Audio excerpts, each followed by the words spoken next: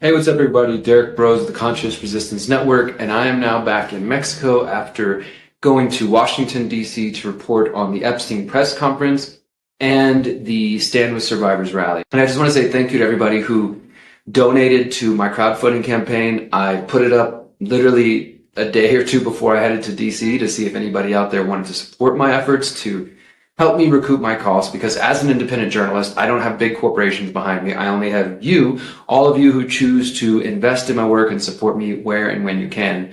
And it's not easy. It's not cheap, for sure, especially in Washington, D.C. So I did the math yesterday, and it actually cost me, I was estimating $800. It actually cost me $1,013 US to make this trip. So the crowdfunding campaign is still up for another day or so. If you would like to contribute to me, I will put the link below. Again, 5, 10, any amount of dollars goes to just supporting me, and in this case, helping me make the money back. And before I share my thoughts, because this is kind of a debrief of my thoughts on the press conference, I did want to say a couple of things. What I was able to do is, and with your support and with going out there, was I took 50 or more photos of the press conference. I'm not a photographer by trade, but I dabble a little bit. I think about 20 of them were worth checking out, and I posted them on my Substack, Facebook, Twitter, Telegram, those places. So if you're only watching videos and you want to see the photos, I'll put a link to the Substack. So I got those photos. I also was able to ask a question during the press conference, which I'll talk about more in a moment, which I think was really important because it brought up Les Wexner. And then I also was able to document the Stand with Survivors rally and the press conference and edit that together in a 33-minute video that kind of highlighted what I think are some of the most important bits. If you want to watch the entire press conference, there's plenty of, mainstream news that you can find on YouTube that has the entire thing. But what I did to try to save you guys some time was to just take the little highlights, and I'm going to cover some of that today of what I think was the most important bit. So I produced a 30-minute highlight reel. I took 20 plus photos. I got to ask a question at the press conference. And my main goal, which unfortunately didn't happen, was to interview Bradley Edwards again, the lead attorney who's been representing the Jeffrey Epstein victims since the mid-2000s. And you might remember that I interviewed him back in 2018, asking him about, at that point, Jeffrey Epstein was still alive or still around, wherever he is. And this was December 2018, and I went to one of the civil lawsuits and was able to talk to him. And this is the interview where a lot of the Trumpers, the MAGA people, have taken my interview. I think they maybe they don't take it out of context, because they do quote Bradley Edwards in his own words. But I do think that they use that then to act as if it exonerates Trump, and that's just simply not accurate. I have to apologize as well, guys. Please excuse my dog in the background. I am puppy sitting right now, and he loves me, but I'm not the same as Miriam, so he's sad that she just left. Anyways, so I was hoping to interview Bradley Edwards again to get him on the record and say, hey, man, everybody thinks that your words have exonerated Trump, and maybe we don't know Trump's guilty of anything, but it's more complex than that, and I'll talk more about that in a moment. But let me just start with that and say that I did get to see Bradley Edwards, and as soon as I went up to him and said, hey, I remember you, and I told him, I said, did you know our interview has gone viral over the years? Even Fox News tried to buy it from me, Sean Hannity, which I did not let them do. And he said, yeah, every time the video goes viral, my young son, he sends me the clips and shows it to me. He's like, I definitely know who you are. And I told him, I said, look, I would love to interview today. And this, you got to understand, this press conference, based on the video, if you haven't seen it, again, all the links will be in the description. It was a circus like I thought it was going to be. There was independent media, like myself. There was some mainstream alternative media, who I won't name, but they were out there. And then there was the corporate media, legacy media, right? And then, of course, there was Marjorie Taylor Greene and Thomas Massie and Ro Khanna and some other politicians, cops everywhere. There was protesters. It was quite a show. So there was a lot going on. But I went up to Bradley Edwards. We had this conversation. I said, look, I'd love to interview you again. He said, let's do it after the press conference. And I was fine with that. One thing he did tell me is, a couple of months ago, and if you follow me on various social media, you've seen me share this clip. A couple of months ago, he gave an interview on MSNBC where he said this was about Ghislaine Maxwell potentially being pardoned and now, of course, moved to a minimum security prison. He was saying, I may have been too trusting of Trump in the past. That's what he told MSNBC. I brought that up to him and I said, I heard you say that. And he said, you know what? He kind of laughed. He said, I might say that again today. He basically confirmed. He's like, I probably was too trusting of Trump in the past. So I thought that was interesting. Then the press conference started. There was all kinds of course, different women, some of them who have previously spoken up. And I want to say this first. Look, two things. I don't necessarily automatically believe women. I know that's a big rallying cry, and it has been since Me Too. Women do lie, just like men lie, and people lie in general, right? And they can make up things, especially when money is involved. I'm not, saying any of the women involved in this thing were lying for money or anything like that. But I'm also acknowledging that I believe, and I've seen the comments out there, that many of you are skeptical of these women. And I think most of you are doing so because Trump told you that it's a Democratic hoax. But nevertheless, let's at least start with that point. It should be clear and obvious that everybody is not always honest. And so a woman, just like a man, any one person can potentially lie if they think there's a financial benefit. So I know that there's people skeptical of these women. I don't automatically just believe people. And then as a journalist, I have to be objective. So when I talk about these women, I think survivors is a stronger term than saying victim. Some people don't like, it's like, oh, I'm a victim. No, I'm a survivor. Okay. Either way, whether we call them victims or survivors, they are alleged survivors, alleged victims, because for the most part, especially the women who were first-time speakers, these claims haven't been tested in any kind of court of law, whether a civil trial, criminal trial, etc. A couple of them were people who testified at Ghislaine Maxwell's trial. Besides that, though, the women who are speaking forward for the first time, coming forward, those claims haven't been tested. So they are alleged. So I want to make that clear. And so if you're skeptical right off the bat, because I'm seeing the comments, and I think some of you are just hateful and you're just Trump supporters, and because Trump told you it's a Democrat hoax, you don't want to believe anything. And I'm going to talk more about that. But so let's just make that point known. These women are making their claims. I haven't verified them. They haven't been verified in the court of law. It is what it is. Nevertheless, this was a press conference with Thomas Massie and Ro Khanna and Marjorie Taylor Greene. Thomas Massie and Ro Khanna have a new bill. Pugsley have a new bill that they are trying to force through using what's called a discharge petition. Meanwhile, Speaker Mike Johnson and the House Oversight Committee are claiming they're trying to do their own investigation, but they're basically expecting the DOJ to report on itself. And it's just not going to happen. Thomas Massie and Ro Khanna are saying that their bill, which, by the way, every single survivor there, alleged survivor I'm not going to keep saying alleged over, so you guys know the point I made. These women all said, we support the bill. The mainstream line of attack, especially with Mike Johnson, is that, oh, these women don't support the bill because it could reveal victims' names. Thomas Massie and them, they wrote the bill very clear, so it's not going to just reveal somebody's names that doesn't want to be revealed. That's just not going to happen. That's just the BS talking point that they're trying to use. So all the women there said, we want the bill to pass. Sign the petition. And all the Democrats are signing it, which is what Trump is using to say, this is just a Democratic hoax. But currently the only Republicans are Thomas Massie, Marjorie Taylor Greene, I think Nancy Mace is her name, and then there was 3 women. So like the majority of them that are speaking forward are women. And, that's unfortunate. But so that's what the main purpose of this press conference is, that they were coming forward to promote their bill and to discuss, their effort to release all the files. Then at the same time, there was the Stand With Survivors rally happening right nearby. And that's when Virginia Giuffre's 2 half-brothers and sister-in-law and other survivors were coming forward and were just expressing themselves for the first time. So those were 2 things happening on Wednesday morning for the first time.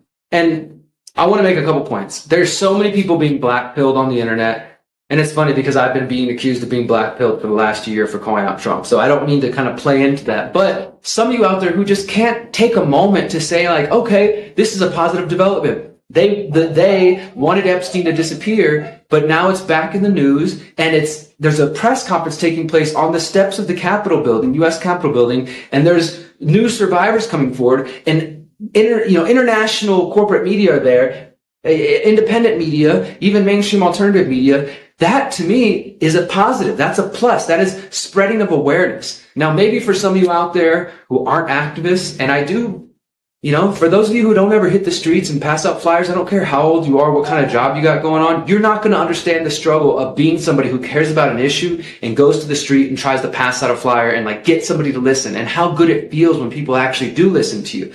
You just won't understand that struggle. So for me though, as somebody who's been reporting about Jeffrey Epstein for a decade now, who put out a documentary on Jeffrey Epstein in 2018, who went to Jeffrey Epstein's Palm Beach mansion in 2018, who went to the civil trial in December 2018, to see this happening, it's a positive development. Now, does that mean I think these bills are going to pass and the truth is going to be revealed? No, not at all. I don't think the political solution is the answer. I don't think it's even going to succeed. But I took a moment of celebrating that this is a positive development, and I think that's okay. We have to be able to celebrate the wins where we get them. And some of you, I think, are just so black-pilled that you're just like, it's all a show. These women are, actors. This is just another limited hangout, psyop, blah, blah, whatever. And those things could be true. And at the same time, it's also positive that the issue's not dying down, that it's being brought up, it's being taken seriously. Of course, we know the Democrats largely are just using it as a cudgel against Donald Trump.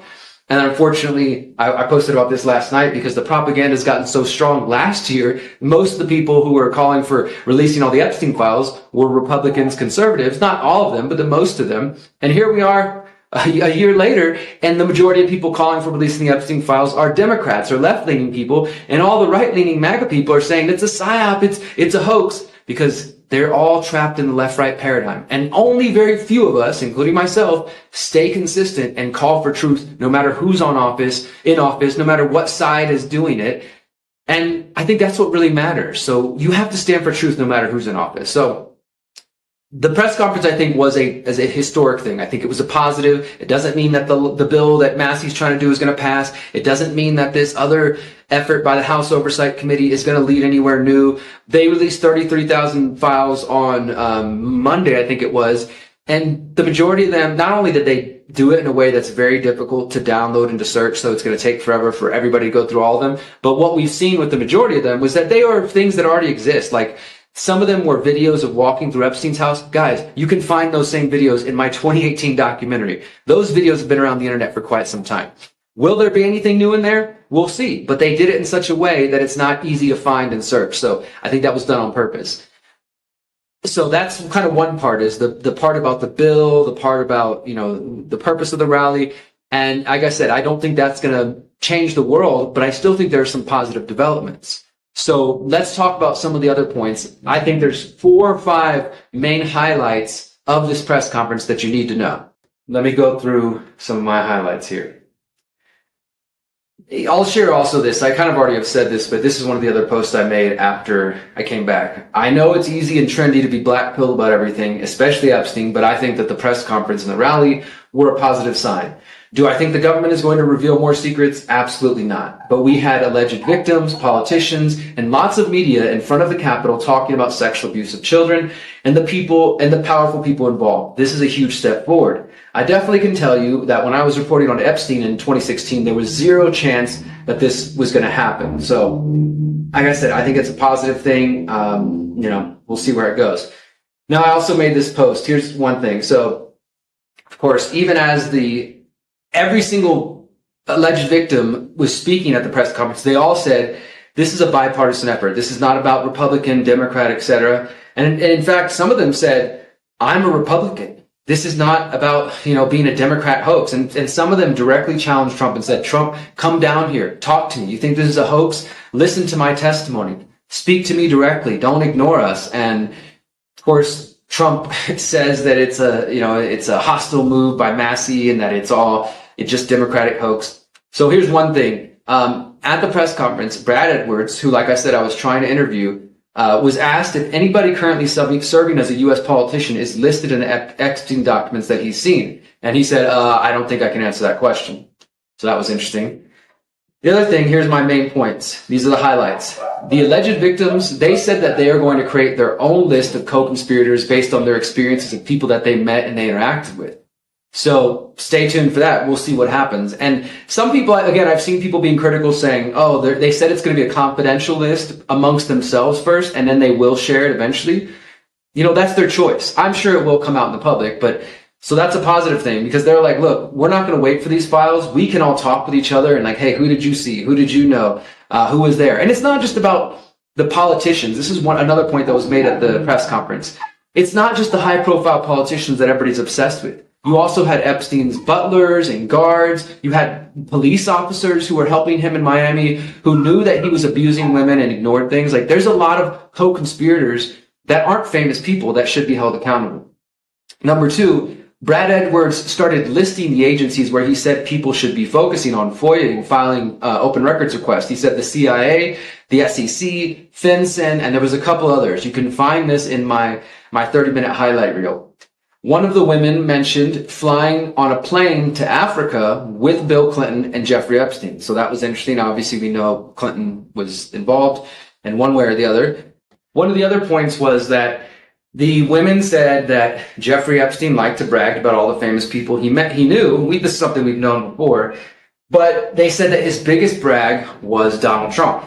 Make of what that will. That's what you will. That's what they said. The other big thing, I think, was my question about Les Wexner, which, if you haven't seen it, wherever you're watching this from on video platforms, you can go and see one of the last couple videos I posted.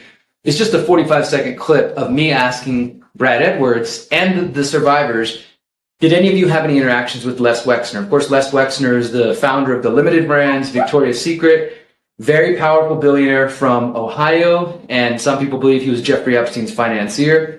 He's largely gotten away with all this. He was definitely involved. You have the Mega Group, which is made up of wealthy Jewish financiers, and I've got reporting on this going back 7, 8, 9 years. I will put the links below. Okay, and then this is the last thought that I shared on that post. Okay, so I get that people are super skeptical of the potential for anything to come out of this, or you're skeptical of the women themselves. Part of me understands. I'm very skeptical of the attorneys, and I plan to ask them about some tangential connections to intelligence, and this is what we're going to talk about in just a moment.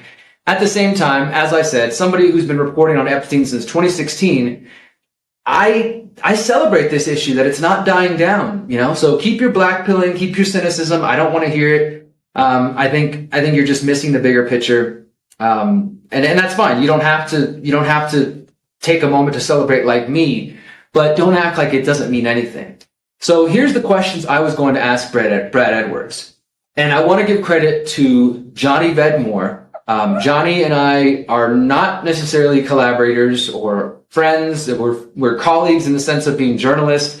He has a feud with my friend and colleague Whitney Webb that I'm staying out of. But Johnny, as far as I know, is one of the only people to point out that Brad Edwards, the attorney, as well as the other attorney involved in this, Stanley Pottinger, and then David Boies, have some crazy intelligence connections. And essentially, Brad Edwards, who is the lead attorney for these victims for the last 2 decades, is surrounded by spooks. So there's numerous connections surrounding the attorneys. Here's some of the connections that Johnny Vedmore brought up and that I started to dig into. And this is what I would have asked Bradley Edwards if I got to interview him. Besides trying to say, hey, can you follow up with some of the statements you made about Trump back in 2018? This would have been my main focus. So David Boies, who's, again, one of the attorneys who worked with Brad Edwards, who represented some of the victims, he had connections to Harvey Weinstein because he was actually, it's kind of weird, this dude who defends victims of Jeffrey Epstein was also defending and representing Harvey Weinstein.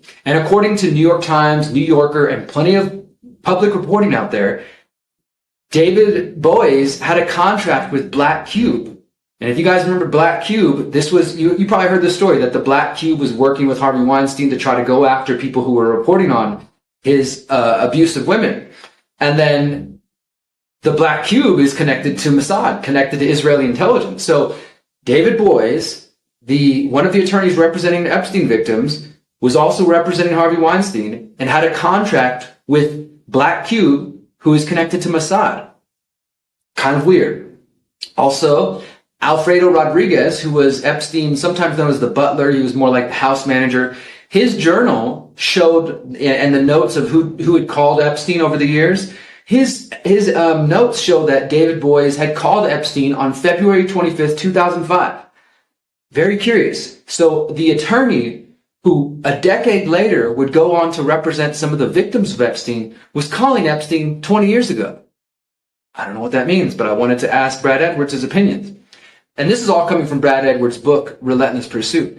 And at the same time, Brad Edwards said he was even more suspicious of David Broze because when he went to go meet him, he realized that David Broze's office was in the same building as Epstein's main attorney. I don't know what that means, but it's sure deserves follow-up. Then the second attorney, Stanley Pottinger. This guy is definitely suspected of being a CIA agent. Brad Edwards, in his own book, claimed that he thought he was maybe a CIA agent. He said that he was concerned that Stanley Pottinger was actually working for Epstein. This guy just shows up and is like, hey, man, I heard you're representing the victims. I want to meet you and take you out to lunch and ask you some questions, and starts just digging into things. And different times, Brad Edwards thinks, like, is he trying to take me off the case? Is he trying to get me to focus on this area and not this area? So Brad Edwards was concerned that Stanley Pottinger was working for Epstein. He said that when he went to go meet with him, he was so concerned that he bought a recording device from a spy shop.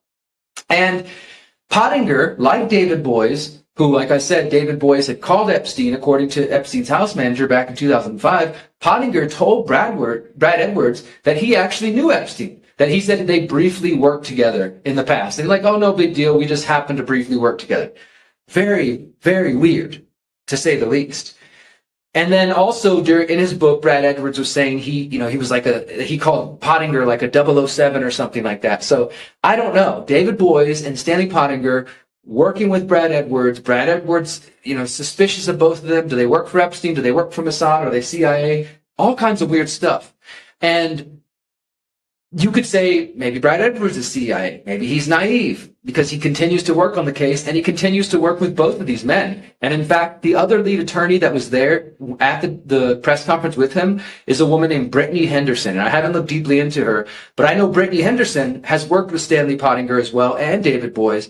And if you go back to my question, or you go back to watch my video and you see when the guy says, as far as you know, was anybody currently serving in U.S. politics, was anybody in the Epstein files that's currently serving? And Edwards kind of like, and then you see him in my video. He looks back to a woman standing behind him. That's Brittany Henderson. And she goes, no. And then he turns back and he's like, I don't think I can answer that. I don't know what that means, and I don't know if Brittany Henderson's involved in intelligence. I don't know, but those are the questions I wanted to ask him. Unfortunately, as the press conference ended, I mean, like I said, it was a circus. He got mobbed, so I kind of quickly grabbed my camera and I walked over to him and I followed Brad Edwards and Brittany Henderson all the way to the steps of the Capitol as they were going in to make their exit. And media's all around them and screaming. And I kept saying, Edwards, like, can we do this? Can we do this? And they were just like, it was too intense. And Brittany Henderson's like, we know who you are. We know who you are. And Edwards like, I want to talk to you. I want to talk to you. So there was so much going on, and she actually tried to give me her phone number. I don't have a phone, but I don't have a cell phone service. Some of you know that, but I do take a phone with me on the road in case I need to use Wi-Fi. It's just easier sometimes. I happen to have that phone in my pocket, and she said, give me your phone. So I was like, okay. And she typed in her number. She's like, I don't want to say this out loud with all these people around. She gave me her number, allegedly, and it didn't save. So I wasn't able to call her to arrange an interview in person or online with her or Brad Edwards, and I hope I can still do that. I'm going to be emailing them and trying to find them, because that was largely the main reason I came to this press conference. And I do have those questions. I want to ask Edwards, what do you think about, was Broze, the attorney you worked with, connected to Mossad? Or why was he working for Black Cube? Why did he call Epstein back in 2005? Why did Stanley Pottinger say he worked for Epstein? Do you think he's CIA? Are you CIA? Is Brittany Henderson CIA? It just makes the whole story all the more weird. And I know a lot of you have suspicions about Virginia Roberts, Gouffre. You have suspicions about these new survivors.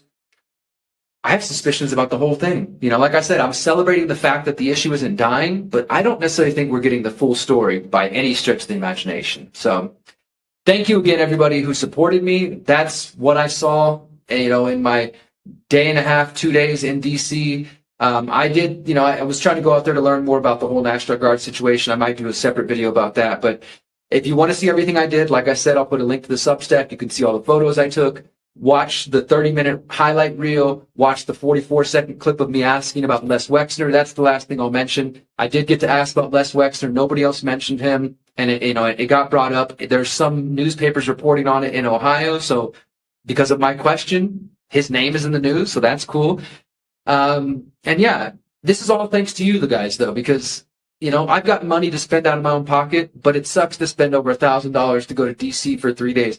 Man, staying in DC for 3 days costs more, just like an Airbnb or a hotel, costs more than half of my month's rent in Mexico. But I did that because this story matters. So if you want to support me, you believe in what I'm doing, invest in my work so I can keep doing that. You can either donate directly to the crowdfunding campaign below, or you can become a monthly supporter on Substack or buy me a coffee. You can send me cash in the mail. Just go to theconsciousresistance.com/invest to see all the different ways you can support me. And I'm going to stay on this story. I'm not going to let it die down. Whether we know the truth or not, we're going to try to search for the truth. So thank you guys so much. Until next time, remember, you're powerful, you're beautiful.